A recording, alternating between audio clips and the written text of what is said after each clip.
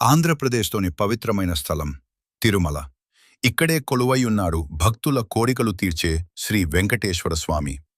ఒక చిన్న గ్రామంలో రామయ్య అనే పేద రైతు ఉండేవాడు.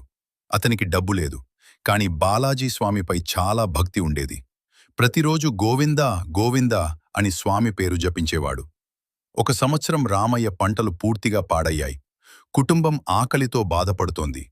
చాలా కష్టంలో ఉన్న రామయ్య చివరికి ఒక నిర్ణయం తీసుకున్నాడు. ఏమైనా సరే నేను తిరుమలకి వెళ్లి స్వామిని దర్శించుకుంటాను అని అనుకున్నాడు. రామయ్య చాలా కష్టం పడుతూ కొండపైకి నడుచుకుంటూ వెళ్ళాడు. ఆకలి, అలసట, అయినా అతని నోటి నుంచి ఒకే మాట వస్తోంది: గోవిందా గోవిందా. రాత్రి అయ్యేసరికి అతను ఒక చెట్టు కింద కూర్చున్నాడు. అప్పుడు అక్కడికి ఒక వృద్ధుడు వచ్చాడు. అతను రామయ్యకు ఆహారమిచ్చి ఇలా అన్నాడు: బిడ్డా, భయపడకు, నీ భక్తి వృధా కాదు. రామయ్య ఆశ్చర్యపోయాడు. కాని ఆ వృద్ధుడు ఎవరో అర్థం కాలేదు. మరుసటి రోజు రామయ్య తిరుమల చేరి స్వామిని దర్శించాడు.